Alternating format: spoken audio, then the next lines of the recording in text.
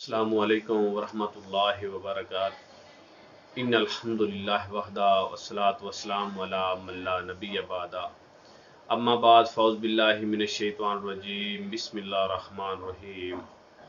मुअज़्ज़ज़ सामीईन और सामियात, जैसा कि आप जानते हैं कि जन्नत में ले जाने वाले अमाल का सिलसिला शुरू किया हुआ है। आज इस सिलसिले का 26वां अमल आपके सामने रखेंगे। अल्लाह से दुआ है अल्लाह मुझे हक सच बयान करने की तौफीक अता फरमाए और इसके बाद हम सबको इसके ऊपर अमल पैरा होने की तौफीक अता फरमाए। सैयदना उस्मान बिन अफ़्फ़ान रज़ी अल्लाह ताला अन्हो से रिवायत है कि रसूलुल्लाह सल्लल्लाहु अलैहि वसल्लम ने इरशाद फरमाया कि अल्लाह ताला ने एक शख्स को जन्नत में दाखिल कर दिया।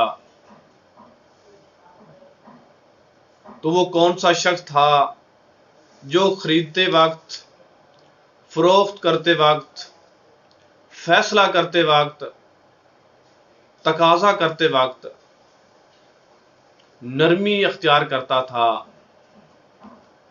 यानी फ्याजी के साथ पेश आता था। यानी जब वो फैसला करने लगता था तब भी नरमी के साथ करता था। जब वो कुछ चीज़ खरीदता था तो तब भी मोहब्बत के साथ, प्यार के साथ, नरम तरीके से वो चीज़ खरीदता था, पूरे दाम देता था। जब वो कुछ चीज़ बेचने लगता था तब भी वो बड़ी मोहब्बत के साथ वो चीज़ को बेचता था, उसकी सही खूबियाँ खामियाँ बता के। जब वो कोई फैसला करता था या किसी के साथ कोई तकाजा करता था तो नरमी अख्तियार करता था।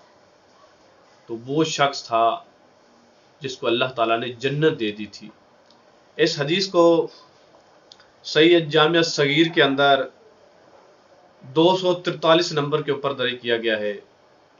इस हदीस के अंदर ये बात वाज़िया है कि जब भी हम कोई मामला तय करने लगे, खरीदो फरोख्त हो, तकाजा हो, फैसला हो, कोई भी काम हम करने लगे तो नरमी अख्तियार करें, मोहब्बत का तकाजा रखते हुए बेहतरीन अंदाज के साथ वो मामला तय करें।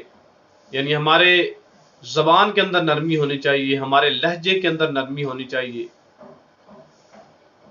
तो हम जन्नत के वारिस बन सकते हैं। अल्लाह से दुआ है अल्लाह हमें सच कुरान और हदीस का सही, अल्लाह ताला हमें फ़हम अता फरमाए और अल्लाह ताला हमें ज़िंदा रखे इस्लाम के ऊपर। अल्लाह हमें मौत दे शहादत वाली। अस्सलामु अलैकुम वरहमतुल्लाहि वबरकातुहू।